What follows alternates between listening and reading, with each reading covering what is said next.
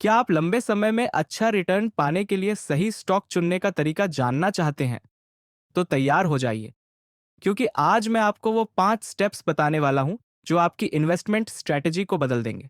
Step 1, company के fundamentals को समझें। पहला स्टेप है कंपनी के फंडामेंटल्स को समझना। रेवेन्यू ग्रोथ, कंपनी का रेवेन्यू लगातार बढ़ रहा है या नहीं। प्रॉफिट मार्जिन, क्या कंपनी हर साल प्रॉफिट में है। डेट टू इक्विटी रेशियो, कम कर्ज होना हमेशा बेहतर होता है। एग्जाम्पल, जैसे HDFC बैंक की बात करें, हर साल इसका प्रॉफिट और रेवेन्यू ग्रोथ पॉजिटिव ही रहती है। ऐसी कंपनियां लॉन्ग टर्म में स्थिर रिटर्न दे सकती हैं। स्टेप 2, बिजनेस मॉडल को समझें। दूसरा स्टेप है कंपनी का बिजनेस मॉडल समझना।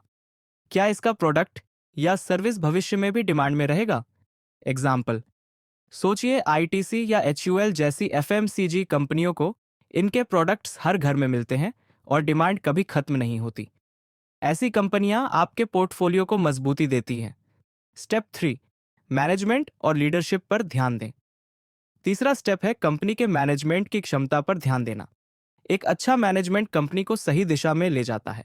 एग्जाम्पल, इन्फोसिस और TCS के मैनेजमेंट की वजह से ही ये कंपनियां IT सेक्टर में टॉप पर हैं। इसलिए किसी भी कंपनी का मैनेजमेंट बैकग्राउंड जरूर चेक करें। चौथा स्टेप है उस इंडस्ट्री को समझना जिसमें कंपनी काम कर रही है। एग्जाम्पल, आजकल रिन्यूएबल एनर्जी और आर्टिफिशियल इंटेलिजेंस जैसी इंडस्ट्री तेजी से ग्रो कर रही है। जैसे अदानी ग्रीन और टाटा पावर, ये भविष्य की कंपनियां हैं जो आने वाले सालों में बेहतर प्रदर्शन कर सकती हैं। स्टेप 5, शेयर की वैल्यूएशन चेक करें। आखिरी और सबसे जरूरी स्टेप है शेयर की सही कीमत पर खरीदारी।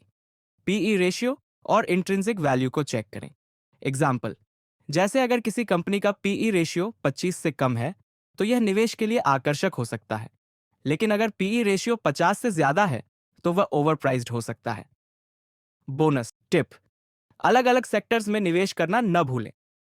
Example, 40% large cap, 40% mid cap और 20% स्मॉल कैप में निवेश करके आप अपने पोर्टफोलियो को बैलेंस कर सकते हैं।